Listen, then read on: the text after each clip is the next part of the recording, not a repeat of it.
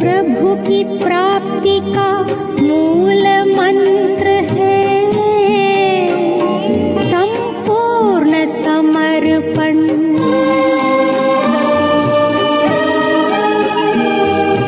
है आत्मा चल प्रभु को सौंप दे, तू सारा जीवन। ओ देख प्रभु तेरे निकट विराजे, ओ देख प्रभु तेरे निकट विराजे, कर ले अभिवादन। ज्योति बिंदु परमात्मा से है मेरी आत्मा, अब चल कर ले मिलन। से हाथ हिला करके इशारा करेंगे। आवाज आ रही है? ओम शांति। पंच दिवसीय राजयोगा मेडिटेशन शिविर के आज चौथे दिन में आप सभी भाई बहनों का दिल से स्वागत है, स्वागत है, स्वागत है। पिछले 3 दिनों से लगातार हम ज्ञान की ऐसी बातें सुन रहे हैं, समझ रहे हैं कि मेरे ख्याल से आज तक आपने इसके पहले ऐसी बातें कभी नहीं सुनी होगी, चाहे स्वयं के परिचय को लेकर के या परमात्मा पिता के परिचय को लेकर। कल हमने राजयोग सीखा। राजयोग वही राजयोग जिसका वर्णन गीता में परमात्मा ने किया है और बताया है कि राजयोग सिखा करके मैं कैसे तुमको राजाओं का राजा बनाता हूं। राजयोग का अर्थ समझा, राजयोग की विधि देखी और उस विधि से जब अपन परमात्मा पिता को याद करते हैं तो कौन सी सिद्धियां जीवन में आती हैं। अष्ट शक्तियों की प्राप्ति राजयोग के माध्यम से होती है, वो हमने कल समझी। जिन भाई बहनों को आवाज नहीं आ रही है उन्होंने अपने मोबाइल पे ऑडियो वाला जो स्विच है उसको ऑन नहीं किया है। बाकी मैं नहीं समझती हूँ कि किसी को आवाज नहीं आ रही है, सबको आवाज बहुत अच्छी रीति से आ रही है। और कुछ एक लोगों को अगर नहीं आ रही है तो वो अपना ही सिस्टम चेक करे कि कहाँ उन्होंने प्रॉब्लम किया है, वहां से ठीक करे, आवाज एक्यूरेट आएगी।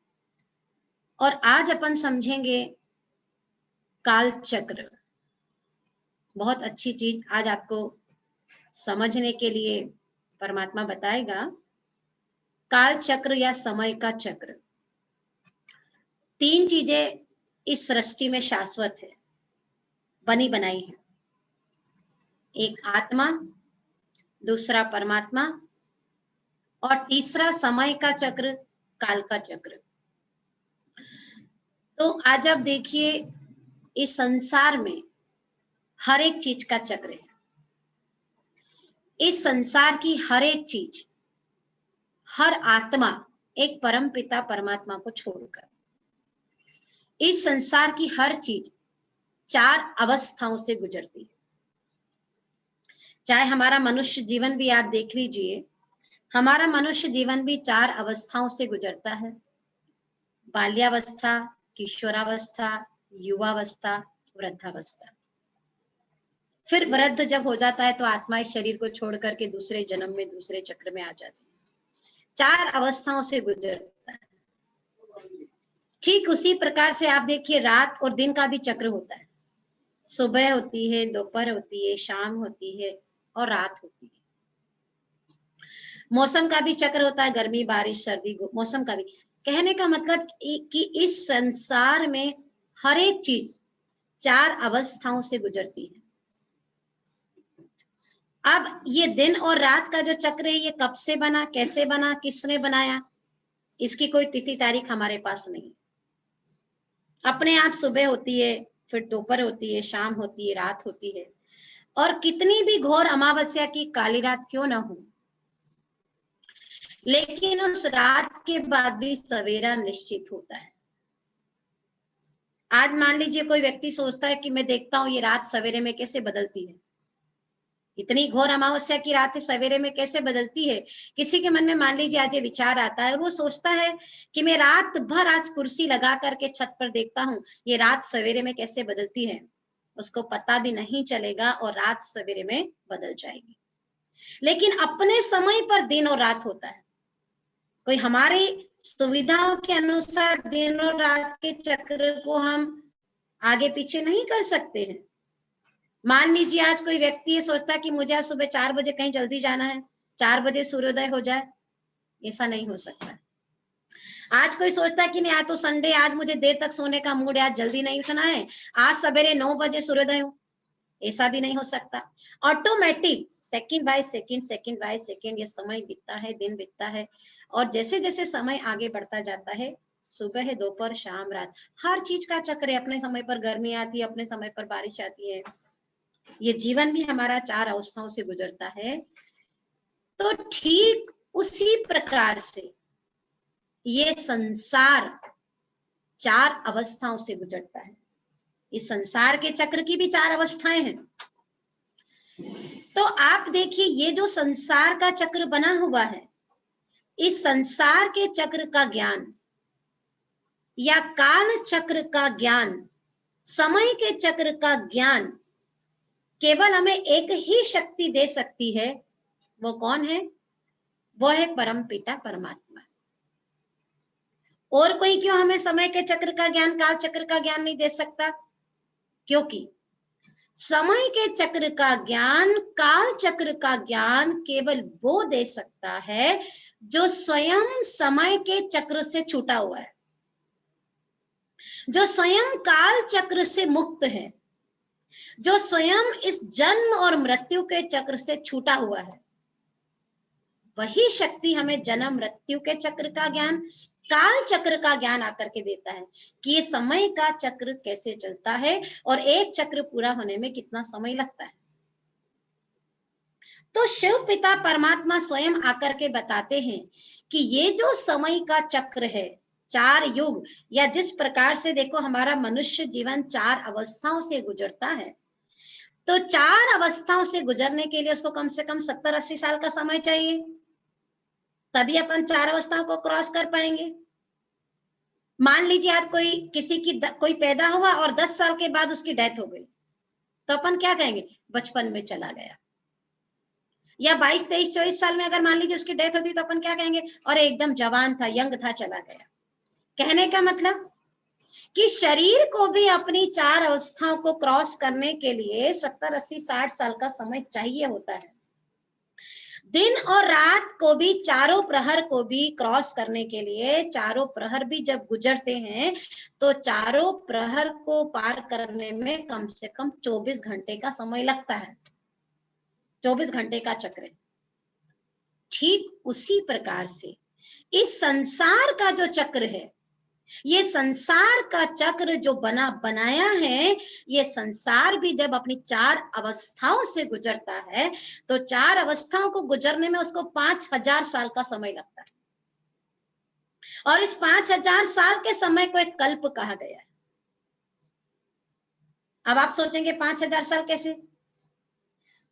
तो कल परसों हमने देखा कि जिस प्रकार से सारे धर्म की आत्माओं ने ये स्वीकार किया है कि परमात्मा ज्योति स्वरूप है, ठीक उसी प्रकार से सारे धर्म के लोगों ने ये भी माना है कि ये संसार का चक्र 5000 वर्ष का है। हिंदू धर्म की जब बात आती है तो हिंदू धर्म में कहते हैं कि आज से 5000 साल पहले महाभारत का युद्ध हुआ था। वो 5000 साल की समय को मानते हैं। कृष्ण धर्म की जब बात आती है तो कृष्ण धर्म के लोग ऐसा मानते हैं, उनकी ऐसी मान्यता है कि क्राइस्ट के 3000 साल पहले ये भारत पैराडाइस था, भारत सत्युग था। उनकी बाइबल में लिखा हुआ है ये कि क्राइस्ट के 3000 साल पहले भारत स्वर्ग था और उस समय हम नहीं थे, और क्राइस्ट आज से 2000 साल पहले आया है। मुसलमान धर्म की जब बात आती है तो वो भी यही मानते हैं, उनकी ऐसी मान्यता है कि हर 5000 साल में कयामत का समय आता है और उस कयामत के समय पर खुदा स्वयं इस सृष्टि पर आता है और कब्र से मनुष्य आत्माओं को जगा करके उनका हिसाब किताब लेके उनको वापस लेके जाता है। 5000 साल ये चक्र बना बनाया है। अब आपके मन में ये भी प्रश्न आ रहा होगा कि अभी तक तो अपने लाखों वर्ष सुना, इतने लाख का ये युग, इतने लाख का ये, लेकिन वो भी तो हमने माना ही है ना, उसका प्रूफ थोड़ा है हमारे पास। आज आप देखिए कई चीजें संसार में, कई कैलकुलेशन संसार में ऐसा है कि जिसको अपन ने मान लिया, कभी प्रश्न नहीं उठाया कि ऐसा क्यों। 60 सेकंड का 1 मिनट, 60 मिनट का 1 घंटा, 365 दिन का 1 वर्ष मान लिया अपन ने, स्वीकार नहीं किया कि 370 दिन का, 380 दिन का, 400 दिन का क्यों नहीं हो गया राउंड फिगर में। और हिंदी कैलेंडर और इंग्लिश कैलेंडर के हिसाब से अगर अपन तुलना करते हैं तो दोनों में कैलकुलेशन में दिनों में काफी अंतर आता है, लेकिन स्वीकार करते अपन। आज जितने भी भारत में तीज त्योहार, व्रत, उपवास, फेस्टिवल मनाते अपन हिंदू कैलेंडर के हिसाब से। बिजनेस, कारोबार, व्यवसाय करता है व्यक्ति तो आप देखिए इंग्लिश कैलेंडर के हिसाब से मान करता है। कहने का मतलब कुछ चीजें संसार में ऐसी जिसको अपन ने स्वीकार कर लिया, प्रश्न नहीं उठाया, मान लिया। लाखों साल भी तो माना ही है ना अपन ने, मान लिया इतने करोड़ साल का, इतने लाख साल का, इतने करोड़ साल का। परंतु आज कोई व्यक्ति है कि नहीं, मैं तो ये आपका कैलकुलेशन नहीं मानता, मैं तो 60 सेकंड को 1 मिनट, 60 मिनट को 1 घंटा नहीं मानता हूं, मैं तो आज से अपना नया कैलकुलेशन शुरू करूंगा, 100 सेकंड का 1 मिनट और 100 मिनट का 1 घंटा। कोई व्यक्ति आज ऐसा सोचने की कोशिश करता है कि मैं अपना नया कैलकुलेशन निकालूंगा, मैं इस कैलकुलेशन में बिलीव नहीं करता, तो भले वो अपना नया कैलकुलेशन निकालता रहे और अपने आप को उस कैलकुलेशन के हिसाब से चलाता रहे, लेकिन सारी दुनिया को वो संतुष्ट नहीं कर पाएगा, उसको मानना ही पड़ेगा। ठीक उसी प्रकार से ये परम पिता परमात्मा शिव बाबा, जो स्वयं ज्ञान का सागर इस सृष्टि की आदि मध्य अंत का ज्ञाता है, जो स्वयं कालों का काल, एक काल के चक्र से छूटा हुआ है, महाकाल कहा परमात्मा शिव को, जो स्वयं अजन्मा है, वो अजन्मा, वो काल के पंजे से मुक्त, वो परम पिता परमात्मा इस सृष्टि पर आकर के हमको काल चक्र का, समय के चक्र का रहस्य बताता है। और परमात्मा पिता कहता है कि बच्चे, ये जो संसार का चक्र है, ये संसार का चक्र 5000 वर्ष का है और 5000 वर्ष के बाद इस संसार के चक्र की हूबहू पुनरावृत्ति होती है। और 5000 साल में 4 युग बताए हैं परमात्मा ने। आप ये देखिए, आपको ये चित्र कौन सा दिख रहा है? ये चित्र है ना, आप घरों में, ये स्वस्तिक का चित्र है। जब भी हम घरों में कोई कार्य करते हैं, पूजा पाठ करते हैं, शुभ मुहूर्त करते हैं, तो ऐसा चिन्ह, ऐसा स्वस्तिक अपन घर में बनाते हैं। क्यों बनाया इसको? हमने बना लिया, बस कहा कि बनाना चाहिए इसलिए बना लिया अपन ने। अच्छा, ऐसा बनाएंगे तो शुभ माना जाएगा। मान लीजिए इसकी भुजा को हम अपोजिट कर दें, इसको इधर, इसको इधर, इसको ऐसे कर दे, तो ये क्या हो जाएगा? उल्टा, उसको अशुभ, अकल्याणकारी माना गया है। और ऐसा जब साइन बनाते हैं, ऐसा स्वस्तिक बनाते हैं, तो इसको शुभ माना गया है। शुभ कार्य में, मुहूर्त में, उद्घाटन में, पूजा में, हर चीज, हर जगह हम ये साइन बनाते हैं। इसका क्या मतलब है? कुछ तो इसका मीनिंग होगा कि नहीं होगा, जो ऐसा बनाया है हमने। तो स्वस्तिक का मतलब 2 अर्थ बताए स्वस्तिक के, एक तो स्व अस्ति और दूसरा सुअस्ति। स्व अस्ति अर्थात ये जो संसार का चक्र बना हुआ है, इसमें मैं स्वयं हूं। परमात्मा अलग है इस चक्र से, वो काल चक्र से मुक्त है। मैं स्वयं इस चक्र के अंदर हूं। और सुअस्ति अर्थात ये जो संसार का चक्र बना हुआ है, ये बहुत ही अच्छा बना हुआ है, जिसके लिए कहा कि जो हुआ वो अच्छा, जो हो रहा वो उससे अच्छा, और जो होगा वो उससे भी अच्छा। ऐसी कई गीता में भी ये बात लिखी गई है कि जो हुआ वो अच्छा हुआ, जो हो रहा वो उससे भी अच्छा हो रहा, और जो होगा वो उससे भी अच्छा होगा। लेकिन क्या होता है हमारे साथ, जब गीता तो पढ़ते हैं लोग, कई लोगों ने पढ़ी है, रोज पढ़ते हैं, कंठस्थ 18 अध्याय उनको रचे हुए हैं, है ना, और बार बार कहते हैं कि जो हुआ अच्छा हुआ, जो हो रहा वो भी अच्छा होगा। लेकिन क्या होता प्रैक्टिकल जीवन में? प्रैक्टिकल जीवन में हमारे साथ जब कोई ऐसी बात हो जाती है जो हमारी चाहने के विपरीत होती, जब कोई ऐसी घटना घट जाती जो हम जिसकी हमने कल्पना भी नहीं करी थी, या किसी और व्यक्ति के साथ ऐसा कुछ हो जाता है तो अपन क्या कहते हैं, ये तो बहुत बुरा हुआ। बुरा हुआ वहां तक भी चलो ठीक है, लेकिन क्या कहते हैं, ये तो भगवान ने मेरे साथ बहुत बुरा कर दिया, ये तो ऊपर वाले परमात्मा ने, भगवान ने इसके साथ बहुत ही बुरा किया, भगवान को ऐसा नहीं करना चाहिए था। देखो भगवान ने उसका बच्चा छीन लिया, भगवान ने उसको ऐसे एक्सीडेंट कर दिया, उसकी टांग तोड़ दी, उसको ये कर दिया, ये तो बहुत बुरा हुआ, बहुत ही बुरा हुआ। ऐसा कहते हैं कि नहीं कहते हैं, है ना? लेकिन एक बात हम आपको बता दें यहाँ पर कि परमात्मा स्वयं ये बात कहता है कि बच्चे, इस संसार रूपी नाटक में जिस भी आत्मा के साथ जो कुछ भी हो रहा है वो उसके किए के अनुसार उसके साथ बिल्कुल एक्यूरेट हो रहा है। इस संसार के चक्र में किसी के भी साथ अकल्याण नहीं हो रहा। अगर एक भी आत्मा के साथ इस सृष्टि चक्र में कुछ अकल्याण हो रहा होता, कुछ बुरा हो रहा होता, कुछ गलत हो रहा होता, तो मैं इस संसार के चक्र को बदल के रख देता। परंतु जिसके साथ जो कुछ भी हो रहा है वो उसके किए के अनुसार वही होना चाहिए उसके साथ। यही कर्म का नियम है। लेकिन हमें कोई सीन बुरी क्यों लगती है, हमें कोई सीन इतनी दर्दनाक क्यों लगती है कि तो बहुत बुरा हुआ? क्योंकि हम केवल उस समय अपना या उसका वर्तमान जानते हैं, ना उसका पास्ट पता, ना उसका फ्यूचर पता। तो वर्तमान सीन, वर्तमान समय घड़ी देखने के कारण हमको वो सीन बड़ी बुरी लगती है, हम कहते हैं बहुत बुरा हुआ, ऐसा नहीं होना चाहिए था। जैसे मान लीजिए, एक उदाहरण के द्वारा मैं आपको समझाती हूँ। एक टेबल है सामने और उसके ऊपर एक बहुत बड़ा सा चाकू रखा हुआ है सपोज, या कोई बहुत धारदार चीज रखी हुई है, और उसी समय बच्चा दौड़ के आता है चाकू के पास। उसकी मम्मी किचन में खाना बना रही होती है, काम कर रही होती है। तो मम्मी ने देखा कि बच्चा चाकू के पास दौड़ के आ रहा है और बहुत धारदार वो औजार है, धारदार वो चाकू है। तो जब वो बच्चा उसकी तरफ दौड़ता है तो उसकी मम्मी जब देखती तो मम्मी क्या करेगी? उसकी जगह आप होते तो क्या करते थे बताइए? स्वाभाविक सी बात है कि बच्चा चाकू के पास पहुंचे उसके पहले आप वहां पहुंच करके चाकू को उठा लेते हैं। जैसे ही आप चाकू को उठाते हैं, उसकी मम्मी उठाती तो बच्चा क्या करता है? रोता है, उसको चाहिए वो, आप उसको देने से मना करते हैं। फिर रोता, जिद करता है, तो उसकी मम्मी उसको थप्पड़ लगाएगी, 1 थप्पड़, 2 थप्पड़, 4 थप्पड़ भी लगाएगी, पर वो उसको चाकू नहीं देगा, मम्मी नहीं देगी।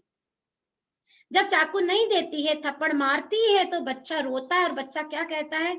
ये तो मेरी माँ ने मेरे साथ बहुत बुरा किया, मेरी माँ बहुत बुरी है, मैंने एक चाकू ही तो मांगा था ना, मेरी माँ को मेरे साथ ऐसा नहीं करना चाहिए था, ये बहुत बुरा किया मेरी माँ ने मेरे साथ। ये बच्चे की सोच है। लेकिन मम्मी क्या कहती है? भले 4 की जगह 2 थप्पड़ और लगा दूंगी, पर ये चाकू इसको मैं नहीं दूंगी। क्योंकि माँ को पता है कि अगर वो चाकू बच्चे के हाथ में आ गया तो वो बच्चा उस चाकू से क्या करेगा? ठीक उसी प्रकार से आज आप देखिए कई घटनाएं अपन संसार में, आज से कुछ समय पहले एक दामिनी का केस हुआ था, या अभी एक और थोड़ी सी डॉक्टर प्रियंका रेड्डी का केस हुआ था, है ना? उस कन्या के साथ लोगों ने कैसा घृणित काम किया। तो देखो, जब उस कन्या के साथ लोगों ने इतना बुरा काम किया, इतना घृणित काम किया, तो उन लोगों के लिए हमारे किसी के भी मन में दया नहीं आती थी। क्या कहते थे उन लोगों के बारे में? कोई कहता था उसको मार दो, कोई कहता था उनको काट दो, कोई कहता था फांसी लगा दो, कोई कहता था ऐसा कर दो, वैसा कर दो, वैसा कर दो।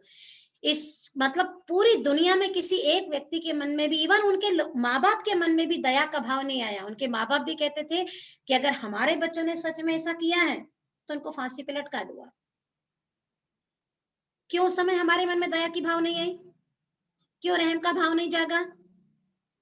क्योंकि उस समय हमें उनके वर्तमान के कर्म कृत्य पता थे, और वर्तमान के कर्म पता होने के कारण हम कहते हैं कि इनके साथ तो जितना भी किया जाए ना, उतना ही कम है।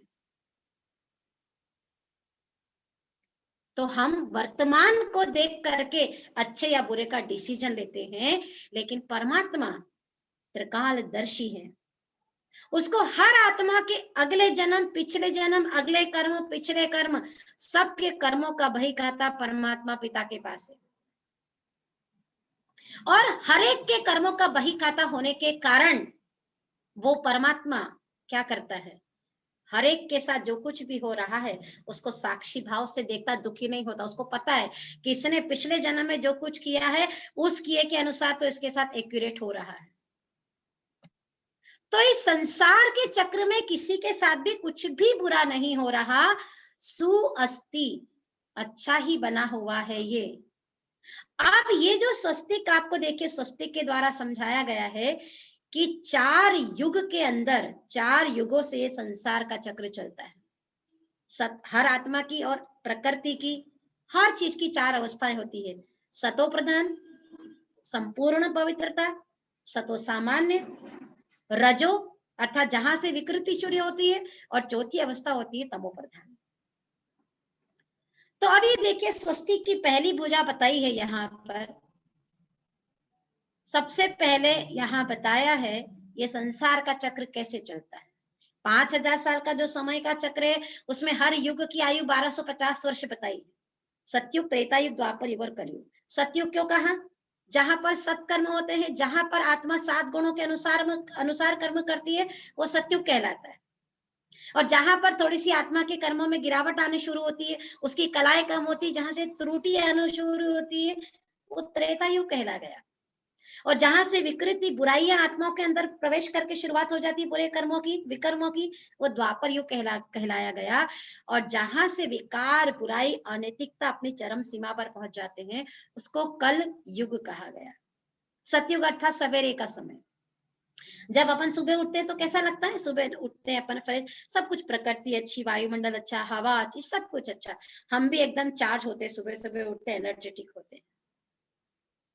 तो ये 4 युगों के बीच में बड़ी अच्छी रीति से परमात्मा पिता ने चक्र बताया है। तो यहाँ आप देखिए, जैसे मान लीजिए कोई मूवी आप बना रहे हैं, सपोज रामलीला अपन बनाते हैं, या कोई महाभारत का सीन आप प्ले कर रहे हैं, कोई बना रहे हैं ड्रामा। तो मान लो कि उसके अंदर 100 कलाकार काम करते हैं, तो 100 कलाकार एक साथ तो पर्दे पे नहीं आ जाते हैं। जब राम जी का समय होगा तो राम जी मंच पे आएंगे, जब सीता का समय होगा तो सीता मंच पर आएगी, रावण का समय होगा तो रावण मंच पर आएगा। हर एक कलाकार अपने अपने समय पर रंगमंच, स्टेज पर आकर के अपनी अपनी एक्टिंग करते हैं। ठीक उसी प्रकार से ये ड्रामा भी बना हुआ है। इस संसार के चक्र में आने के पहले हम सब आत्माएं अपने प्यारे पिता परमात्मा के पास परम धाम में होती है, हर आत्मा। अब जब हम आत्मा अपने घर में होंगी, अपने पिता परमात्मा के पास होंगी, तो कैसी होगी? संपूर्ण सतो प्रधान, संपूर्ण पवित्र। 100% जो 7 गुण हमारे अंदर होते हैं वो 100% होते हैं। और पहले पहले हम परमधाम से, उस शांति नाम से, मूल वतन से, अपने पिता के पास से इस सृष्टि पर उतरे। जब हम पहले पहले इस संसार में आए, स्वस्तिक इसलिए पहली भुजा कैसी कहते? ऐसा हाथ, दाया हाथ। ऐसा हाथ हम कब करते? जब किसी को देते हैं। ऐसा हाथ लेने के लिए देवता, ये देने का प्रतीक देवता। जब घर से आए तो हम कैसे थे? भगवान के पास से आए तो संपूर्ण चार्ज, सतो प्रधान और संपूर्ण पवित्र, क्योंकि डायरेक्ट उस समय हम घर से नीचे उतरे थे। अब जितनी पवित्र आत्मा उतना सुंदर शरीर। यहाँ पर आत्मा की तुलना चंद्रमा की 16 कलाओं से हम करते हैं। आपने देखा होगा पूर्णिमा के दिन चंद्रमा कैसा होता है? पूरा गोल। 16वें दिन पूरा गोल हो जाता है। हम क्या कहते हैं? 16 कला संपूर्ण है। 16 एक प्रकार से संपूर्णता का, परफेक्शन का प्रतीक है। कोई काउंटिंग नहीं है 1 2 3 4 5 6 7 8 9 10। संपूर्ण श्रृंगार को क्या कहते हैं? 16 श्रृंगार। 17 श्रृंगार, 18 श्रृंगार नहीं बोला जाता है। किसी भी बात को भी सच साबित करते तो क्या कहते हैं? 16 आना सच्ची है, 17 आना सच्ची, 19 आना सच्ची नहीं। 16 अर्थात संपूर्णता का प्रतीक। जब हम घर से आए, पिता परमात्मा के पास से हम आत्माएं संसार में आई, तो संपूर्ण 100% सतो प्रधान। लेकिन क्या होता है यहाँ पर? आत्मा को एक शरीर छोड़ दूसरा, दूसरा छोड़ तीसरा, तीसरा छोड़ चौथा। 1250 साल तक जब हम सत्युग में, सतो प्रधान युग में पाठ बजा चुके होते हैं, और 1250 साल तक जब पुनर्जन्म रीबर्थ में हम आते रहते हैं, तो जन्म मृत्यु में आते आते त्रेता युग में जब आते हैं तो हमारी 2 कला कम हो जाती है। हम 16 कला से 14 कला में आ जाते हैं। इसलिए सृष्टि की दूसरी भुजा आप देखिए, नीचे की ओर बताइए, क्योंकि 1250 साल तक हम संसार में पाठ बजा चुके। घर से आए तो 100% चार्ज थे, लेकिन संसार में आए, जन्म मृत्यु में आए, हालांकि सत्युग था, देवी देवताएं थे, सुख शांति पवित्रता चारों तरफ 100% थी, लेकिन फिर भी जन्म मृत्यु में आने लगी आत्मा, एक शरीर छोड़ दूसरा, दूसरा छोड़कर तीसरा। तो जन्म मृत्यु में आते आते जो शक्ति, जो गुण परमात्मा पिता के पास से घर से लेके आए थे, वो धीरे धीरे धीरे धीरे कम होने लग गए। इसलिए स्वस्तिक की दूसरी भुजा आप देखो नीचे की तरफ बता दी है। यहां आए तो हमारी 2 कला कम हो गई, क्योंकि 1250 साल तक हम पाठ बजा चुके थे। अब क्या हुआ, इस संसार के चक्र की एक विशेषता परमात्मा ने और बताई है। क्या बताई? कि एक बार कोई भी आत्मा इस सृष्टि चक्र में आकर के जन्म ले लेती है तो वो बीच में से वापस कभी नहीं जाती। वो वापस तब जाती है जब संसार का चक्र 5000 साल का नाटक पूरा होता है, स्वयं पिता परमात्मा लेने आता, तब वापस जाती है। इसलिए आपने देखा होगा, हमेशा संसार की जनसंख्या बढ़ी है, कभी भी जनसंख्या धरती की कम नहीं हुई है। हर 10 साल में जनगणना होती है, कोई भी आप पढ़ लो पूरा कैलकुलेशन पिछले कितने भी सालों का, कभी भी जनसंख्या कम नहीं हुई, क्योंकि एक बार जो आगे आ ही गया, ऊपर गया नहीं है। अब जिसका समय त्रेता युग में आया, वो आत्माएं परम धाम से और नीचे उतरी। त्रेता, क्योंकि यहाँ पर 2 कला कम हो गई, थोड़ी सी त्रुटि आत्मा के अंदर आने लगी। लेकिन फिर भी ये जो दोनों युग थे, सत्ययुग और त्रेता युग, सतयुग अर्थात सत्यता का युग, सतयुग अर्थात सत्य आत्मा अपने स्वधर्म में रह करके यहाँ पर कर्म करती है। इसलिए गीता के अंदर परमात्मा ने कहा कि स्वधर्म सुख देता, पर धर्म दुख देता है। स्वधर्म, स्वधर्म अर्थात क्या? स्व का धर्म, आत्मा का धर्म, आत्मा का धर्म, धर्म माना धारणा है, वैल्यूज, मूल्य, गुण, जो आत्मा के ओरिजिनल गुण है। स्व के मूल्यों के अनुसार जब हम कर्म करते हैं, स्व की स्मृति में रह करके जब हम कर्म करते हैं, स्वयं के गुणों के अनुसार जब हम कर्म करते हैं, तो उन कर्मों से मुझे सुख मिलता है। लेकिन पर धर्म, स्व से परे, आत्मा से परे, पर अर्थात प्रकृति, प्रकृति अर्थात देह, देह समझ करके जब हम कोई भी कर्म करते हैं, स्व से परे होकर के, स्व की विस्मृति में होकर के जब हम कर्म करते हैं, तो वो कर्म विकर्म होता है, क्योंकि विकारों के वश करते हैं, और विकर्म के कारण हमको जीवन में दुख आता है। लेकिन त्रेता युग में भले ही 2 कला कम हुई, पर फर्क नहीं पड़ा। इन दोनों युगों में मिलाकर संपूर्ण सुख, संपूर्ण शांति, संपूर्ण पवित्रता थी। इसलिए ये दोनों युग मिलकर के स्वर्ग कहलाए। तो सतयुग में 16 कला, त्रेता युग में आए तो 2 कला कम होगी, 14 कला होगी। 2 कला कम हुई तो फर्क नहीं पड़ा। लेकिन जैसे ही हमने तीसरे चरण में प्रवेश किया, तीसरे युग में प्रवेश किया, यहाँ हमारी 8 कला कम हो गई। इसलिए स्वस्ति की आप देखिए, तीसरी भुजा उल्टी दिशा में, अपोजिट साइड बता दी, 8 कला कम हुई। 2 कला कम हुई तो फर्क नहीं पड़ा, 8 कला कम हुई तो फर्क पड़ा। तो फर्क कौन सा पड़ा? सबसे पहला फर्क क्या पड़ा? द्वापर युग में आकर के, द्वापर युग में जैसे ही हम आए, तो यहाँ आते ही हमें स्वयं की विस्मृति हो गई। हम भूल गए कि मैं आत्मा हूं, और चूंकि 2500 वर्ष तक शरीर के द्वारा पाठ बजा चुके थे, तो अपने आप को ही हमने शरीर मान लिया। जैसे ही आत्मा को भूले, बॉडी कॉन्शियस आया, देह का भान आया, तो देह समझने के कारण 5 विकार आत्मा के अंदर आ गए। काम आया, क्रोध आया, लोभ आया, मोह आया और अहंकार आया, और इसके साथ बहुत सारे बाल बच्चे विकारों के आ गए। अब जैसे ही हमारे अंदर विकार आ गए, तो विकार आने के कारण जो कर्म करे वो विकर्म बनना शुरू हो गए, और विकर्म जब हमने किया तो विकर्म के कारण दुख आया, और दुख जब आया तो आत्मा का स्वधर्म सुख था। दुख आया तो हम परेशान होने लगे, तो हमने सोचा कि सुख देने वाली कोई शक्ति है संसार में, उसको याद करें। तो यहाँ से द्वापर युग से हमने भगवान की पूजा पाठ आराधना शुरू करी। वो अपन कल के सेशन में समझेंगे कि भक्ति कैसे उतरी। लेकिन जैसे जैसे भक्ति करते गए, पूजा पाठ करते गए, और ये संसार का चक्र और आगे बढ़ा, द्वापर युग में भी आकर के 1250 साल का पाठ पूरा किया। यहाँ पर भी जन्म मृत्यु में आते गए आते गए आते गए, और द्वापर युग जब बीता तो उसके बाद चौथा युग आया, चौथा चरण, चौथी अवस्था कल युग। कल युग में आकर के हम जीरो कला हो गए, एक भी कला हमारे अंदर यहाँ नहीं रही। यहाँ 100% संपूर्ण सतो प्रधानता सत्युग में, और यहाँ 1% पवित्रता नहीं, 100% पतित तमो प्रधान विकारी दुनिया।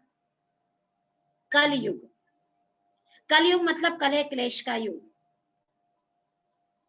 कहते हैं ना कि जब घर घर में कलह क्लेश दिखने लग जाए तब समझना कलयुग आ गया। और वैसे भी कलयुग की 5 निशानियां बताई हैं लोगों ने। कहते हैं कि जब 5 चिन्ह दुनिया में संसार में दिखाई देने लग जाए तो समझना कलयुग आ गया। ये तो बहुत छोटी छोटी निशानियां मैं आपको बता रही हूँ। ऐसे 5 साइन बताते हैं कलयुग के। पहली निशानी वो बताते कि गाय विष्ठा में मुख डालेगी, गाय गंदे में मुख डालेगी। दूसरी निशानी बताते कन्या अपने मुख से वर मांगेगी। ये तो बहुत छोटी बात है, मांगते कि आजकल तो लेके ही भाग जाती है, ये कोई बहुत बड़ी बात नहीं है। तीसरी निशानी बताते अनाज पुड़ियों में बिकेगा, अनाज पैकेट पाउच में, है ना। देखो जब हम सब थोड़े छोटे छोटे थे ना, तो कभी पानी की बोतल नहीं आती थी, बिस्लरी वगैरह, ये मैं समझती हूँ 20-25 साल से, शायद ये भी ज्यादा बता रही, अभी शुरू हुई है। पहले कहाँ ऐसी होती थी, पानी के पाउच। और अभी थोड़े दिन और रुक जाओ तो ऑक्सीजन के भी पाउच मिलने वाले हैं, क्योंकि संसार से ऑक्सीजन भी अपन ने खत्म कर दिया है। ऐसी ये निशानी बताते अनाज पुड़ियों में बिकेगा। चौथी निशानी बताते हैं केश का श्रृंगार किया जाएगा। और 5वीं निशानी बताते 4 कुएं का पानी तो 1 कुएं में आ जाएगा, लेकिन 1 कुएं का पानी 4 कुएं में नहीं आएगा। अर्थात एक माँ बाप मिलकर 4 बच्चों को अपने अंदर समा लेंगे, लेकिन 4 बच्चे मिलकर एक माँ बाप को अपने अंदर नहीं समा पाएंगे। ये तो बहुत छोटी छोटी सी निशानियां मैंने आपको बताई। आप देखो, मैं आपको बहुत ज्यादा पीछे लेकर के नहीं जाती हूँ। आज सामने स्क्रीन पर कहीं मेरे से उम्र में, हमारे बहुत काफी उम्र के भी भाई बहन बैठे हैं, बड़े भाई बहनों की उम्र के, कहीं तो माता पिता की उम्र के भी हमारे बैठे। हम तो आपके सामने छोटी ही एज है हमारी, लेकिन मैं बहुत ज्यादा पीछे आपको लेकर के नहीं जाती हूँ। केवल 25-30 साल पहले आप चले जाइए।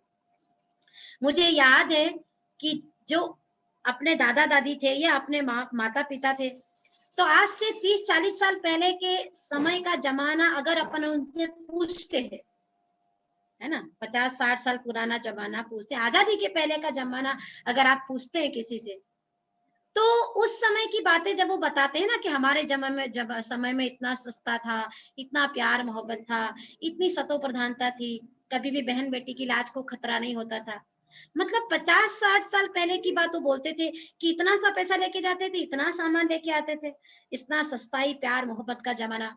50-60 साल पहले की बातें जब अपन सुनते हैं तो वो बातें अपने को कल्पना लगती है। मुझे याद है जब हम लोग छोटे छोटे थे घर में, और हमारी दादी हुआ करती थी, तो जब वो हमारी दादी थी तो वो क्या करती थी, हमको अपने समय की बातें बताती थी कि तुमको पता है हमारे समय में गांव में कभी भी घर में ताले नहीं लगते थे, दूध नहीं बेचते थे हम लोग, छाछ तो कभी बिकती ही नहीं थी, और ऐसे घी भी नहीं बेचते थे। तो ऐसी कल्पना वाली बातें बताती थी वो। तो हम उनकी बातें सुन करके हंसते थे कि ऐसा कैसे हो सकता है। लेकिन जब ये परमात्मा पिता का ज्ञान मिला, समय का ज्ञान मिला, तब समझ में आया कि वाकई में वो बातें कितनी सत्य थी।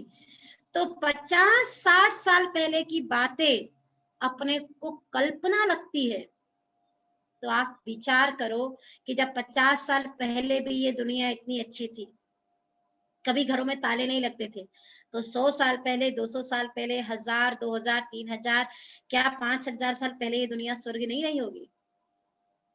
100% निश्चित रही होगी। 5000 साल पहले ये दुनिया स्वर्ग थी। इसीलिए तो अभी तक भी कौन सा गीत गाते हैं, डाल डाल सोने की चिड़िया करती बसेरा, वो भारत देश है मेरा। और आज क्या गाते हैं, देख तेरे संसार की हालत क्या हो गई भगवान, कितना बदल गया इंसान। आज तो इंसान रहा ही कहाँ है। है ना। पहले तो यहाँ का मनुष्य देव था, देवभूमि कहलाती थी भारत, देव था। अभी तो मानव भी नहीं है, दानव हो गया है। आज देखो, आप तो इतना न्यूज़पेपर पढ़ते हैं, संसार में रहते हैं, टीवी देखते हैं, और भी सोशल इतना है, लोगों के संपर्क में आते हैं। कैसी कैसी घटनाएं आज अपन सुनते हैं, ऐसी ऐसी घटनाएं सुनते हैं कि सुन करके एक बार तो सोचने को मजबूर हो जाते हैं कि क्या मनुष्य इतना गिर गया है, क्या मूल्य इतने गिरावट में आ चुके हैं, क्या नैतिकता नाम की चीज कोई संसार में नहीं रही है। कैसे कैसे किस्से सुनते हैं अपन, कितना विकारी, मतलब पशु की वृत्ति से भी मनुष्य नीचे गिर चुका है। आज पशुओं ने भी कलयुग के अंत में भी अपनी मर्यादा नहीं छोड़ी है। कैसे कैसी घटनाएं सुनते, 6 महीने की बच्ची, 4 महीने की बच्ची, 2 महीने की बच्ची, 4 साल की बच्ची, आज रक्षक ही भक्षक बन गया है।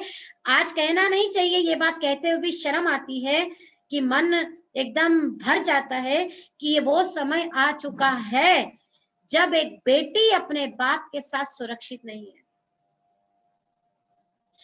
एक बहन अपने भाई के साथ सुरक्षित नहीं है, और एक माँ अपने बेटे के साथ सुरक्षित नहीं है।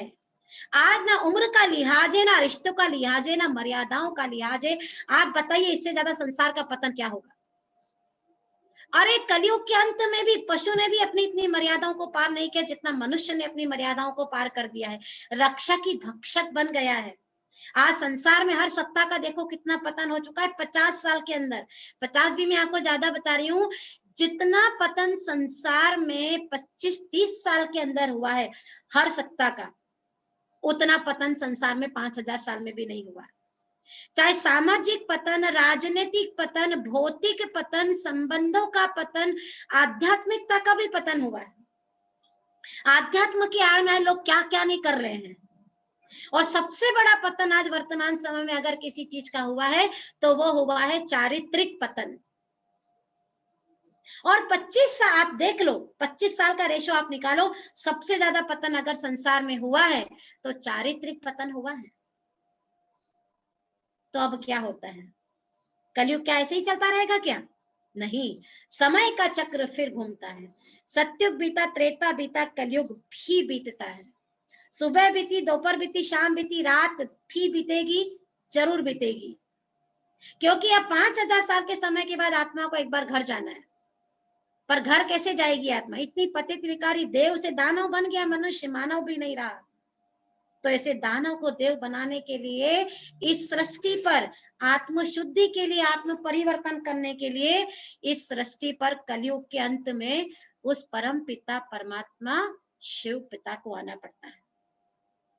कलयुग का जो अंतिम समय होता है, क्योंकि आत्म शुद्धि के बिना, आत्मा की पवित्रता के बिना हम आत्माएं घर नहीं जा सकती है। घर जाने की एक शर्त है, जिस स्वरूप में परमात्मा ने भेजा था उसी स्वरूप में हम घर वापस जा सकते हैं। तो शुद्धि कैसे हो? कोई गंगा में स्नान करने से तो पाप नहीं धुल जाएंगे आत्मा के, क्योंकि जो जल आत्मा को स्पर्श नहीं कर सकता है वो जल आत्मा की पाप कैसे धोएगा? तो कैसे होगी आत्म शुद्धि? तो कलयुग का जो अंतिम समय है, आप देखो यहाँ पर घड़ी के कांटे के रूप में दिखाई दे रहा है आपको सामने। कलयुग का अंत और सत्युग की शुरुआत, इन दोनों के बीच का जो थोड़ा सा समय है, इसको संगम युग नाम दिया गया है। क्योंकि दो युगों का संगम हो रहा, पूरे चक्र का संगम हो रहा, और आत्मा का परमात्मा पिता के साथ भी संगम हो रहा है। तो ये संगम युग, जिसको कल्याणकारी युग कहा गया, जिसको परिवर्तन का युग कहा गया, जिसको आत्म शुद्धि का युग कहा गया, इस कल्याणकारी संगम युग में वो शिव पिता परमात्मा जो निराकार ज्योति स्वरूप है, अपना धाम छोड़ करके एक साधारण मनुष्य के तन में प्रवेश करके इस सृष्टि पर आता है। और एक साधारण मानव के तन में प्रवेश करके आत्मा को पावन बनाने का काम करता है परमात्मा। तो आत्मा को पावन कैसे बनाएगा परमात्मा? ऐसे नहीं कि कोई अभी आया आपके सामने से हाथों से किरणें निकाल दिया और जाओ तुमको मैं सारे पापों से मुक्त कर देता हूँ, ऐसा काम परमात्मा नहीं करता है। जैसे देखिए, आज मान लीजिए अपने शरीर में कोई बीमारी होती है, जब अपन किसी डॉक्टर के पास जाते हैं तो डॉक्टर क्या करते हैं? 2 बात बताते हैं डॉक्टर। एक तो बीमारी का कारण बताता है, इस कारण से तुमको दर्द है, और कारण बता के छोड़ नहीं देता, निवारण भी बताता है। ये दवाई खाओगे तो ये दर्द तुम्हारा खत्म हो जाएगा। परमात्मा भी जब सृष्टि पर आता है तो दो बातों का ज्ञान देता है। एक तो परमात्मा ये बताता कि मैंने तुमको देवता बनाकर संसार में भेजा था, मैंने स्वर्ग बना करके संसार में भेजा, मैंने 16 कला संपूर्ण बना के तुमको संसार में भेजा, लेकिन तुम 16 कला से 0 कला कैसे हो गए, देव से तुम दानव कैसे बन गए, वो कारण परमात्मा बताता है। और कारण बता के छोड़ नहीं देता, निवारण भी बताता है कि वापस तुम दानव से पहले मानव और फिर देव कैसे बन सकते। दो बातों का ज्ञान परमात्मा पिता सृष्टि पर आकर के देता है। इससे भक्त लोग भजन भी गाते हैं कि शिव का डमरू जब जब बोले, अगम निगम का भेद सब खोले। तो कौन से डमरू की बात कही है परमात्मा की? क्या लकड़ी का डमरू? कि शिव का डमरू जब जब बोले, अगम निगम के भेद सब खोले। ज्ञान का डमरू जब कली काल के अंत में, सृष्टि चक्र के अंत में परमात्मा पिता साधारण मनुष्य के तन में आता है, उसके मुख से ज्ञान का डमरू बजा के ये सृष्टि के अगम निगम का भेद खोलता है परमात्मा। कि ये दुनिया ऐसी रौरव नर्क कैसे बन गई? ऐसी दुनिया नहीं थी। आज से 50 साल पहले, पार्टीशन के पहले, आजादी के पहले दुनिया कितनी अच्छी थी, राजघराना भारत में था। ये तो भारत का इतिहास है। सोने की अशर्फियां, चांदी की अशर्फियों में कारोबार चलता था। और आज देखो भारत कैसा हो गया, दुनिया कैसी हो गई। तो संगम युग में वो शिव पिता परमात्मा आकर के हमको ज्ञान देता है और आत्म शुद्धि, आत्म परिवर्तन का कार्य परमात्मा आकर के करता है। और ये तो हम सभी जानते हैं कि ये विश्व, ये रंगमंच है और हर आत्मा अपना अपना पार्ट प्ले कर रही है और हर एक को अपने अपने कर्म के अनुसार अपना अपना फल मिलता है। हर चीज कल्याणकारी है। भले आज आपको ये चीज दिखाई दे रही कि ये बहुत बुरा है, इसके साथ बहुत बुरा हुआ, इसके साथ ऐसा नहीं होना चाहिए था, लेकिन परमात्मा कहता है कि उसके साथ जो कुछ भी होना चाहिए वही हो रहा है। चलिए मान लीजिए कि उदाहरण मैं आपको देती हूँ। आज आप रास्ते से जा रहे हैं, है ना, और एक बहुत ऐसा नई अवस्था में आपको कोई व्यक्ति मिला, बड़ी बुरी अवस्था है उसकी, आपको बहुत दया आती है, आनी भी चाहिए, मानव स्वभाव है, आती भी, आनी चाहिए भी, सही, हमें भी आती है, आपको भी आनी चाहिए। और दया भाव रख करके हम चलो उसकी हेल्प करने की कोशिश करते हैं, थोड़ा पैसा पकड़ाते हैं, सपोज एक एग्जांपल दे रही हूँ। लेकिन मान लीजिए आप उसको पैसा दे रहे हैं, उसी समय परमात्मा आपको उसके पास जन्म का कोई साक्षात्कार करा देवे कि पिछले जन्म में 4 लोगों का मर्डर करने के कारण इसको ये वाला जन्म मिला। तो उसी समय हमारा रिएक्शन क्या होगा? शायद उसको हम पैसा नहीं देंगे, वापस ले लेंगे और क्या कहेंगे, अच्छा तुमने ऐसा किया था, तभी तो तुम्हारे साथ ऐसे ही होना चाहिए। क्यों? इस संसार में कोई अमीर है, कोई गरीब है, कोई सुखी है, कोई दुखी है, ये भगवान ने भेदभाव नहीं किया, परमात्मा का डिसीजन नहीं है। हर आत्मा अपने कर्म रूपी बीज से अपना फल पाती है, क्योंकि कर्म एक अविनाशी बीज है जो उगता जरूर है। चाहे 10 साल बाद हो गए, 20 साल बाद हो गए, 50 साल बाद हो गए, कई बार तो अगले जन्म में अंकुरित होता है, लेकिन हर कर्म चाहे वो अच्छा हो चाहे बुरा हो, वो अंकुरित जरूर होता है।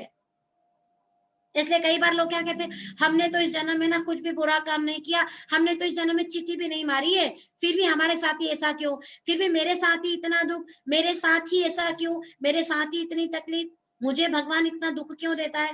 ये कई बार बहुत सारे क्वेश्चन मार्क आते हैं। लेकिन परमात्मा कहता है कभी ने कभी तो तुमने जरूर ये बीज बोया है। कई बार आप देखिए अपने घर में गार्डन होता है, गमला होता है, तो कई बीज ऐसे ही सब्जी धो रहे होते हैं, फल धो रहे होते हैं, फ्रूट कुछ भी ऐसे कर रहे होते हैं, अनायास ही बीज गिर जाता है अंकुरित। फिर अपन सोचते अरे ये कैसे, अपन ने तो नहीं बोया, ये कैसे हो गया, जाम निकल आया, आम निकल आया, अपन ने तो नहीं बोया। हमें याद नहीं है कि हमने नहीं बोया, लेकिन जाने अनजाने कभी ना कभी हमारे द्वारा वो डूबा है, हमारे द्वारा मिट्टी में डला हुआ है, तभी आज अंकुरित होकर हमारे सामने आया है। उसी प्रकार से कर्म भी तो एक बीज है ना। कर्म का फल ये नियम है अटल, आज नहीं तो कल मिलेगा जरूर, और अच्छे का अच्छा, नेगेटिव कर्म का नेगेटिव ही मिलेगा। इसमें कोई परमात्मा की तरफ से डिस्काउंट या फैसिलिटी नहीं हो सकती कभी भी। अब इसी चक्र को एक वृक्ष के माध्यम से मैं आपको समझाऊंगी। बड़ा सुंदर यहाँ पर बताया गया है।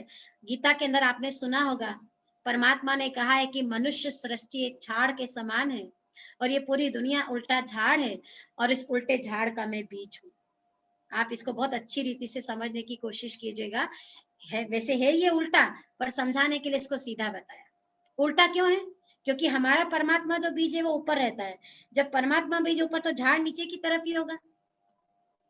दुनिया में देखो, जब आप कोई बीज लगाते हैं, जमीन में अपन ने बीज लगाया, तो जमीन में बीज लगाने की भी बात एक समय होता है, वो अपनी प्रोसेस से ही उगता है।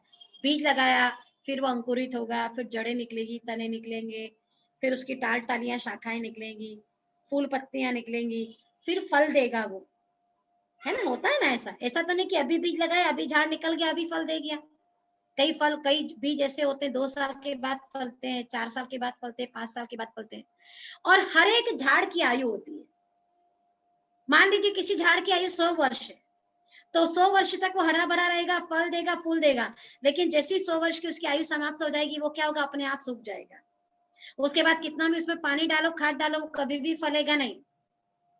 तो जमीन में जो हम बीज लगाते हैं वो जड़ बीज होता है। वो ये बोल के बता नहीं सकता कि मेरे अंदर से जड़, तने, टाल टाली, फल फूल ऐसे निकलते हैं।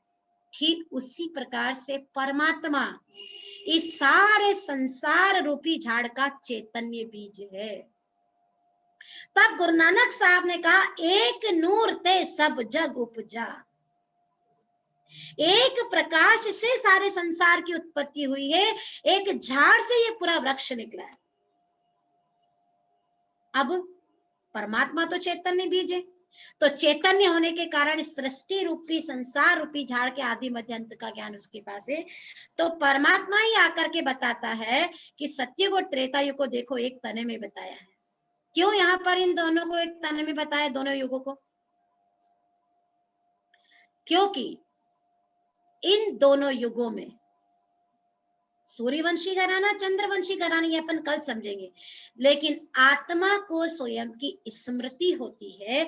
स्वयं की स्मृति होने के कारण इन दोनों युगों में एक धर्म, एक राज्य, एक मत, एक भाषा, एक कुल, सब कुछ एक होता है। त्रेता युग के आखिरी तक की जनसंख्या 33 करोड़ होती है। इसलिए हमारे भारत में हम 33 करोड़ देवी देवताओं की पूजा और गायन करते हैं। लेकिन जैसे ही द्वापर युग आता है, तो द्वापर युग में आने के बाद हम 33 करोड़ देवी देवता है। आत्मा को भूलने के कारण और स्वयं को देह समझने से क्या होता है? आत्म अभिमानी से देह अभिमानी हो जाते हैं, तो हम 33 करोड़ देवी देवताओं की आत्माएं वाम मार्ग में गिर जाते हैं। संपूर्ण पवित्रता से यहाँ पर अपवित्रता आ गई। इसलिए द्वापर युग में जितने भी मंदिर बनाए गए, प्राचीन मंदिर, आप देखो उन प्राचीन मंदिरों में क्या क्या क्या बताया गया है। अंदर तो मूर्ति बड़ी प्यारी, बड़ी अच्छी, खूबसूरत बताई है, लेकिन बाहर बड़े अश्लील चित्र बताए हैं। पहले के लोग तो कहते थे कि जब आप तीर्थों पे जाओ तो कहीं भी इधर उधर नहीं देखो, बिल्कुल सीध में देख करके जाना, तभी आपको पुण्य लगेगा। बाहर दीवारों पर बड़े बेकार चित्र लगाए गए हैं जो नहीं लगाना चाहिए।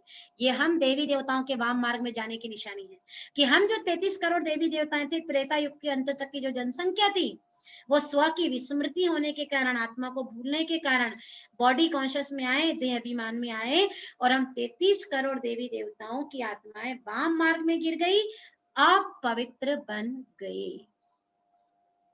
अब जैसे ही हम अपवित्र बने, तो उस समय संसार को थमाने के लिए पवित्रता का बल चाहिए था। इसको बहुत अच्छे से समझिए आप, थोड़ा सा मन चित्त को एकाग्र करके। जिस प्रकार से मान लीजिए आज अपना मकान पुराना हो गया है, कहीं से थोड़ा क्रैक्स होता है, कोई टूटता है, तो अपन इसको क्या करते हैं? थोड़ा समय रिपेयर करते हैं, पिलर लगा के रोकने की कोशिश करते हैं।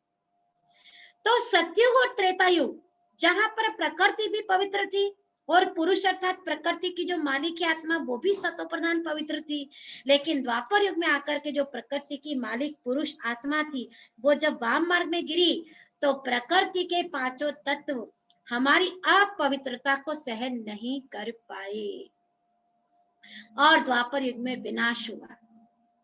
अब उस विनाश को थामने के लिए संसार को पवित्रता का बल चाहिए था। पवित्रता के बल के बिना संसार थम नहीं सकता था।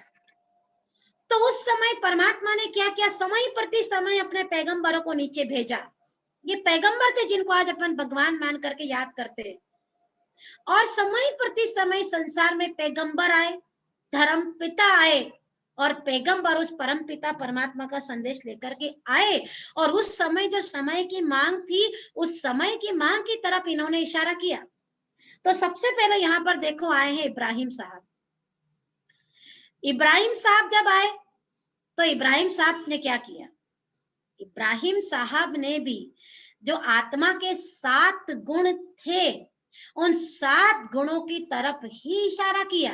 ये जब पैगंबर आए तो कोई धर्म जाति का संदेश लेकर के नहीं आए, हिंदू मुसलमान का संदेश लेकर के नहीं आए।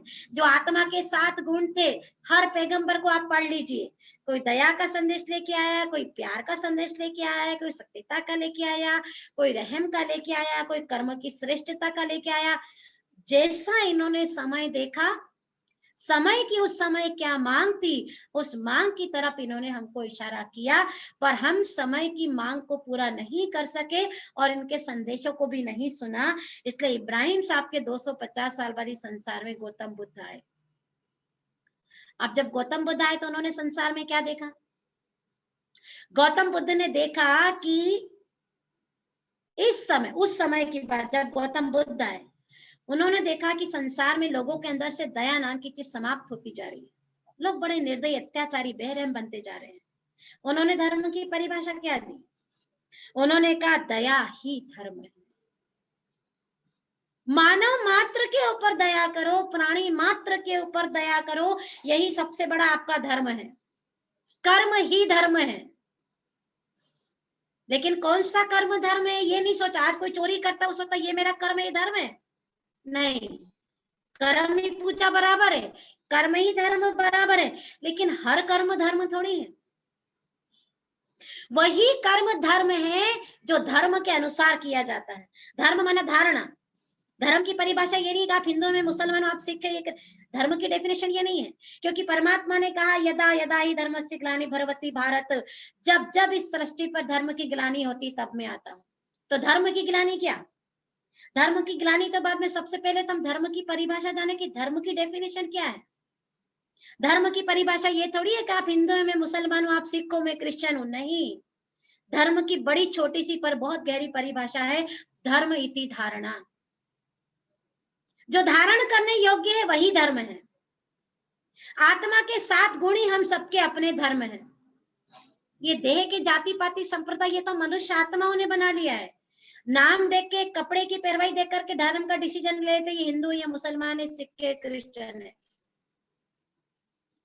तो जब कलयुग के अंत में धारणाएं पूरी तरह से समाप्त हो जाती है, 7 गुण पूरी तरह से जीरो हो जाते हैं, नैतिकता का पूरी तरह से जब पतन हो जाता है, चरित्र का पूरी तरह से जब ह्रास हो जाता है, वही धर्म ग्लानि का समय है। और उस धर्म ग्लानि के समय पर परमात्मा आने के लिए बंधा हुआ है। तो गौतम बुद्ध जब आए तो उन्होंने धर्म की तो डेफिनेशन दी, दया ही धर्म है। दया करो प्राणी मात्र के ऊपर।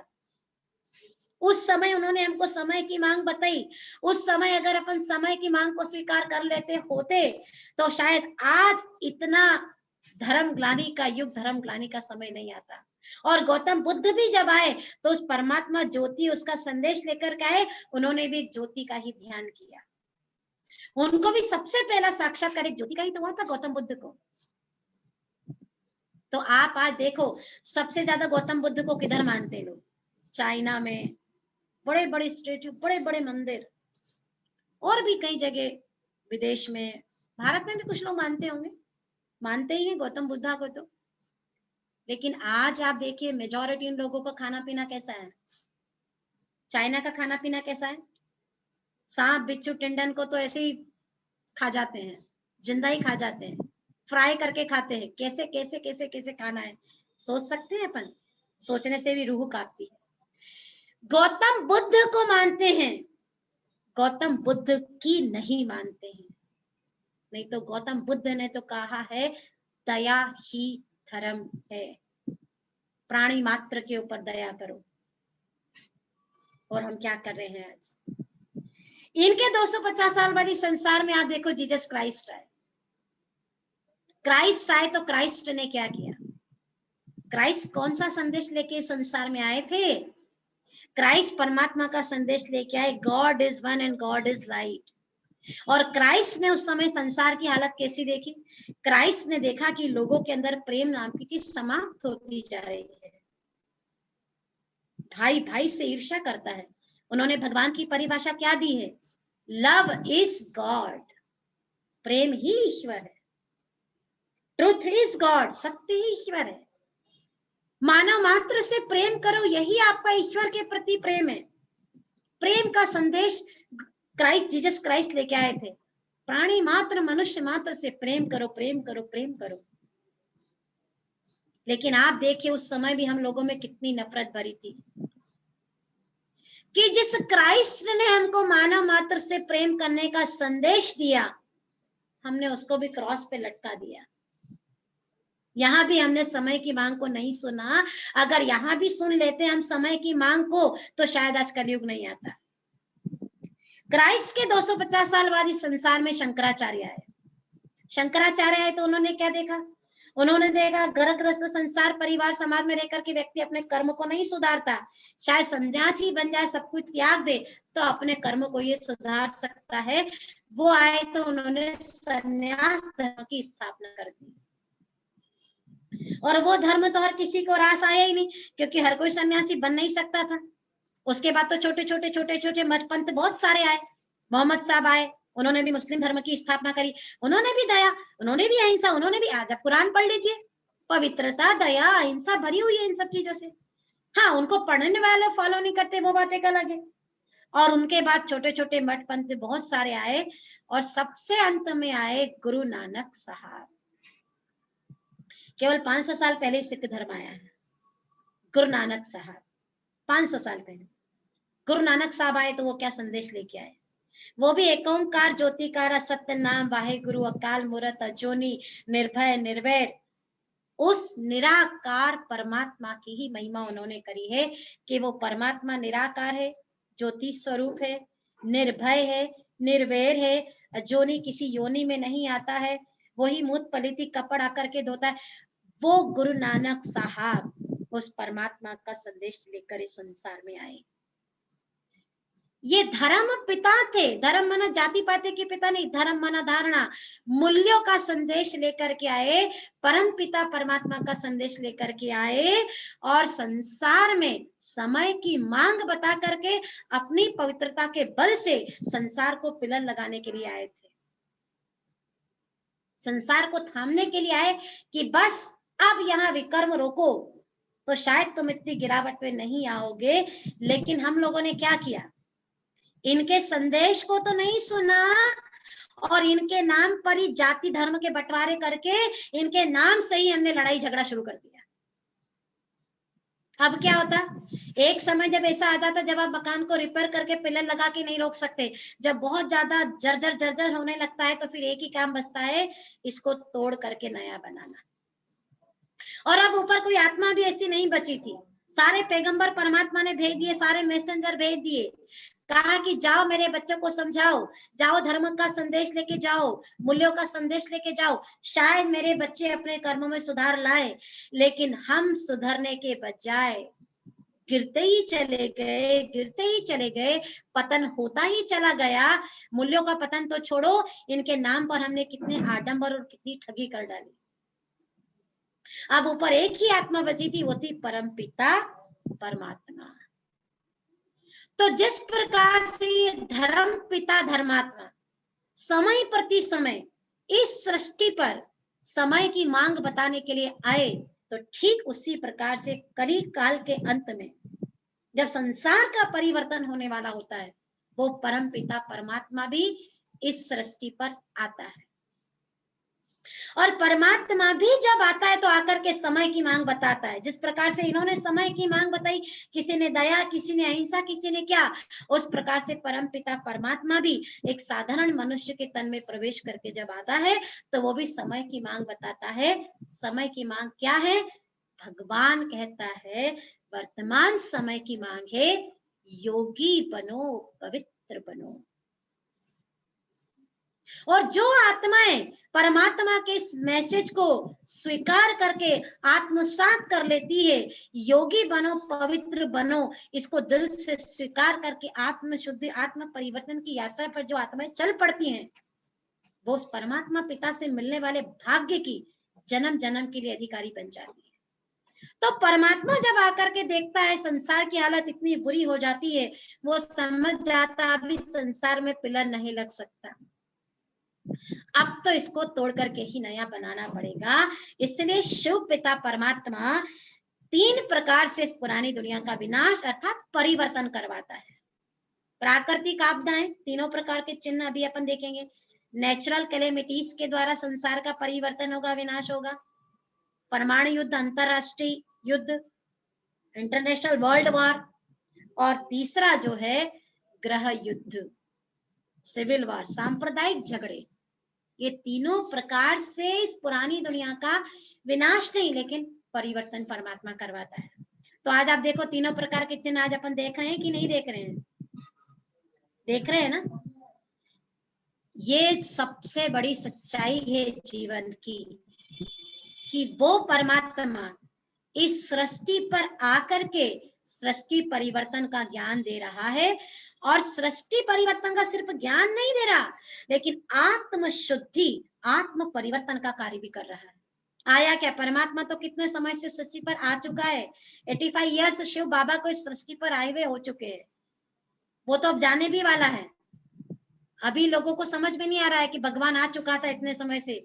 ये जो आज आप ज्ञान की बातें सुन रहे हैं, आज आपको क्या लग रहा है? ये क्या किसी मनुष्य की कल्पना है क्या? बिल्कुल नहीं। ये ज्ञान की बातें चित्र सारे परमपिता परमात्मा शिव बाबा ने ही बताए समझाने के लिए। आज तक गीता में अपन ने पढ़ा है कि उल्टे झाड़ के समान दुनिया है, जिसका बीज ऊपर की तरफ है, जड़ तना शाखा नीचे की तरफ है। लेकिन हमने कभी इसका अर्थ नहीं समझा कि उल्टा झाड़ क्यों कहा है। ये शिव बाबा पिता परमात्मा ने ही आकर के बताया कि कैसे संसार रूपी वृक्ष बढ़ चुका है। अभी त्राहिमाम चारों तरफ देखो अति हो गई हर चीज की। अति पापाचार, अति भ्रष्टाचार, अति अत्याचार, अति अनाचार। और क्या कहते हैं कि जब जब किसी चीज की अति होती है तो अति के बाद ही उसकी इति होती है। अति के बाद अंत निश्चित होता है। अति गर्मी के बाद ही तो बारिश आती है। अगर अति गर्मी ना पड़े तो लोगों को टेंशन हो जाती है। पता है उनको कि गर्मी में बड़ा दुख होता है, गर्मी में बहुत परेशानी होती है, लेकिन फिर भी वो चाहते हैं कि गर्मी पड़े। गर्मी नहीं पड़ती है तो उनको परेशानी होती है कि गर्मी नहीं पड़ रही है इस बार। क्यों? क्योंकि उनको पता है कि अगर बारिश का सुख देखना है तो अति गर्मी को तो सहन करना ही पड़ेगा, और जितनी ज्यादा गर्मी की अति उतनी अच्छी बारिश, उतनी अच्छी सुखद ठंडी बाद में महसूस होगी। तो अति के बाद अंत, ये तो संसार का नियम है। जब पाप की अति होती है तो उसकी इति निश्चित होती है, उसका अंत निश्चित होता है, और पाप का अंत पुण्य की आदि की तरफ इशारा करता है। आज इस संसार में कितना पाप बढ़ रहा है। इस ऐसा कोई पाप है जो संसार में, ऐसा कोई नेगेटिव कृत्य है जो संसार में होना बचा है? सब चीज अति में जा चुकी है, और परमात्मा इसका अंत करने के लिए आ चुका है। और वो आ करके ज्ञान भी दे रहा है कि कैसे इस सृष्टि परिवर्तन में तुम अपना भाग्य बना लो। मैं आ चुका हूँ, उस बीज को याद करो, और दे से ही दे के सारे धर्म, सारे संबंधों को बुद्धि से निकाल कर एक परम पिता परमात्मा में बुद्धि का योग लगाओ, और आत्म शुद्धि, आत्म परिवर्तन, वापस वो 0 कला से 16 कला कैसे बनो, वो ज्ञान शिव पिता परमात्मा आकर के दे रहा है। अब इस 5000 साल में हम आत्माएं कितने जन्म लेती हैं? 84 जन्म लेती हैं, और मनुष्य आत्मा शरीर छोड़ने के बाद मनुष्य योनि में ही जाती है। कुत्ता बिल्ली की योनि में हम नहीं जाते। ये अपना आधा लेसन बच्चा है, आधा चैप्टर इसको अपन कल फिनिश करेंगे, आज नहीं हो पाएगा। सबसे बड़ा रहस्य आपको बताना है, क्योंकि आज तक दुनिया में काफी अंधविश्वास है। 84 लाख योनियां लेंगे फिर मनुष्य योनि में जाएंगे। कुछ लोग कहते हैं ना, गाय कुत्ता बनेंगे, पता नहीं भैंस बनेंगे, बकरी बनेंगे, बैल बनेंगे। कभी भी नहीं। ये तो परमात्मा ने सिद्ध करके बताया है कि मनुष्य आत्मा कैसे भी कर्म करे, उसको मनुष्य योनि में ही अपना पार्ट बजाने के लिए जाना पड़ता है। मनुष्य योनि ही उसको मिलती है। तो 5000 साल में हम कौन से युग में कितने जन्म लेते हैं? कैसे जन्म बाय जन्म सीढ़ी हम उतरते हैं, वो जो चक्र है सीढ़ी का ज्ञान, वो हम आपको कल देंगे और मनुष्य मनुष्य ही बनेगा। ये हम आपको सिद्ध करके बताएंगे। जानवर कभी नहीं बनते हैं। कईयों के मन में डर हो तो आप निकाल देना कि जानवर योनि में जाएंगे, कभी नहीं जाते हैं। ये अपन कल सिद्ध करके बताएंगे। तो आधा जो आज का बच्चा है इसको अपन कल पूरा करेंगे। अभी अपन फिर से 5 मिनट ध्यान करते हैं और अपने विचारों को समेटते हुए चलते हैं, अपनी मन बुद्धि को एकाग्र करते हुए।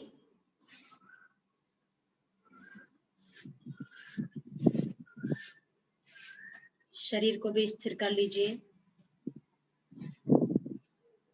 सारी बाहर से अपने मन के विचारों को समेटो भी। ज्ञान की बातों से भी अपने विचारों को समेट लीजिए। बाहर से समेटते समेटते समेटते समेटते आ जाइए स्वयं की स्मृति में स्थित हो जाइए।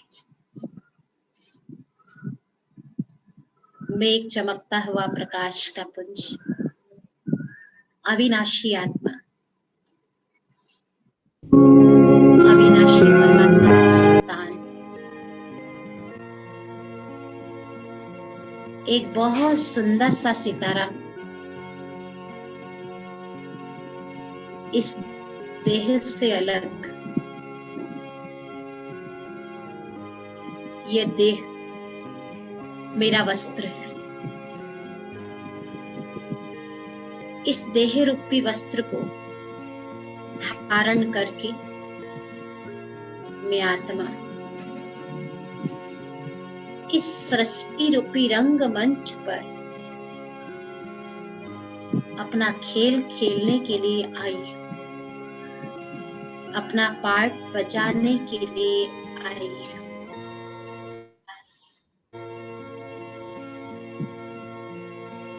5000 साल की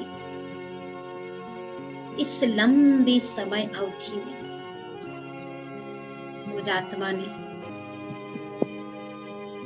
अलग अलग शरीर धारण करके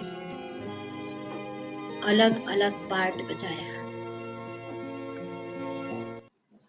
जब मैं शिव पिता के घर से आई तो संपूर्ण पवित्र सतो प्रधान थी, लेकिन इस संसार के चक्र में बार बार जन्म मृत्यु के चक्र में आते आते स्वयं को भूल गई। स्वयं को भूलने से स्वयं के गुणों को भी भूल गई।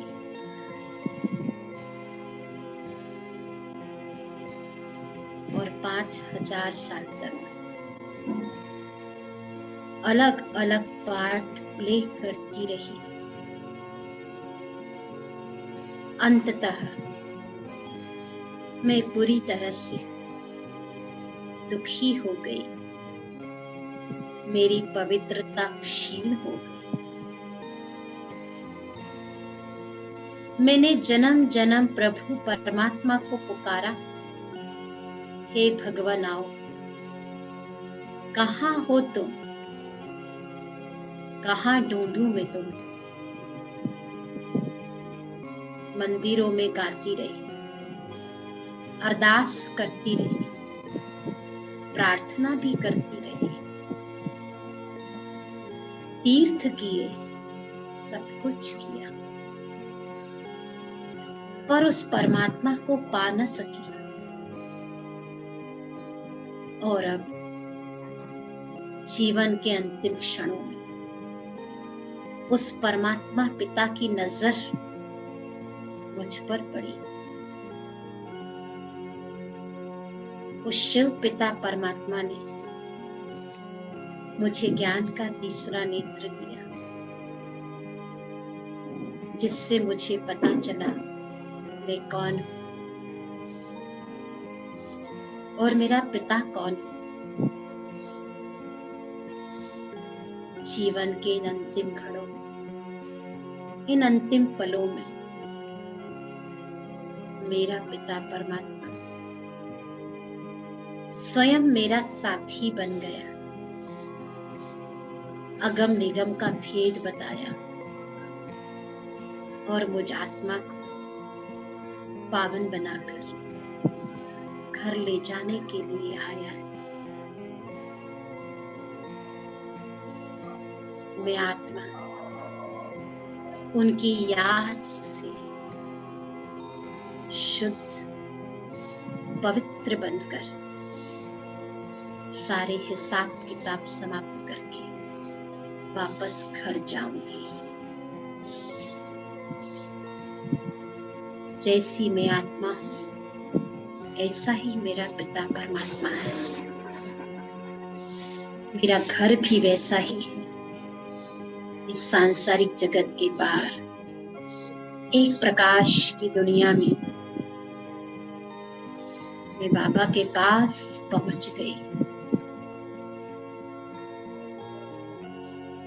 उसके प्यार के प्रकंपन को, उसके साथ को मैं महसूस करने लगी।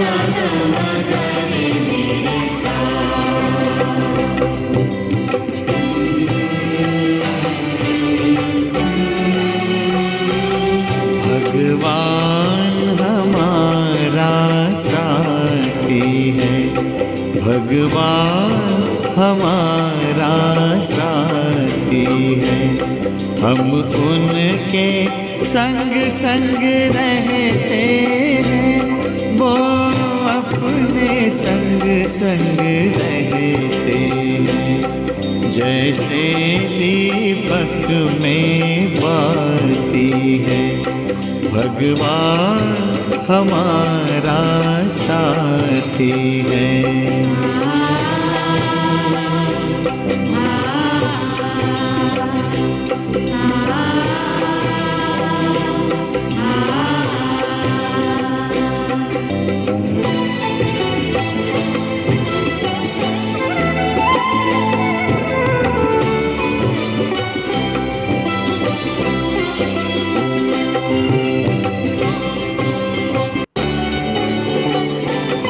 खुलते ही आँख हमें मिलते, हर पल वो साथ मेरे चलते। कितना वो प्यार हमें करते, उनकी पलकों में हम पलते। हम खुश नसीब उनको पाकर, हम खुश नसीब उनको पाकर, जिंदगी हमारी गाती है। भगवान हमारा साथी